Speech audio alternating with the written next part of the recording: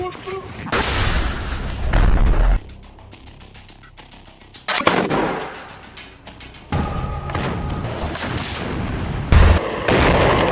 तरफ यमन के ईरान समर्थित संगठन हूती के हमले तो दूसरी तरफ दक्षिणी लेबनान से हिजबुल्लाह के लगातार हो रहे हमलों से इजरायली सेना बुरी तरह उलझती जा रही है।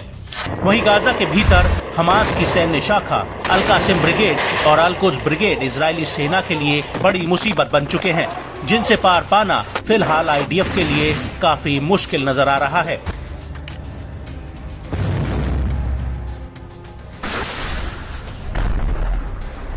दरअसल अब हमास के लड़ाकों ने दक्षिणी गाजा में पूर्वी और पश्चिमी खान यूनिस में आईडीएफ के ऊपर ताबड़तोड़ कई बड़े हमले किए हैं। यहाँ पर इजरायली सेना खान यूनिस के भीतर की तरफ घुसने की कोशिश कर रही थी, तभी हमास के लड़ाकों ने उस पर हमला किया है।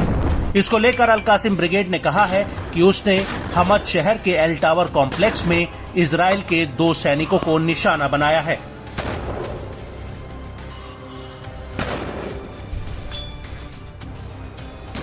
अल कासिम ब्रिगेड का कहना है कि उसने इजरायली सेना को बहुत करीब से घेर कर उस पर हमला किया है और इस हमले में आईडीएफ को काफी नुकसान भी हुआ है।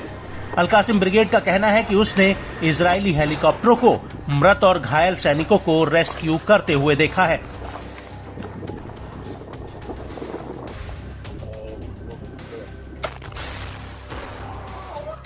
इसके साथ ही अल कासिम ब्रिगेड का यह भी कहना है कि उसने अल यासीन 105 गोलों से गाजा के भीतर इजरायली सेना के मरकावा टैंक पर भी अटैक किया है।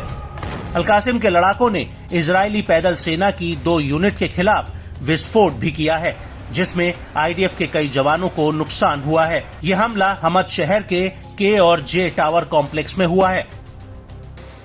और इसी बीच अल कुद्स ब्रिगेड के लड़ाकों ने भी गाजा के भीतर मोर्चा संभाल रखा है।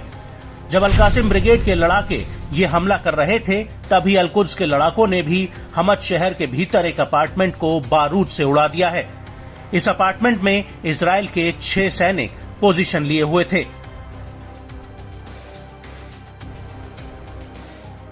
आपको बता दें कि हमास गाजा के भीतर कई अलग अलग तरीकों से इजरायली सैनिकों पर हमले कर रहा है।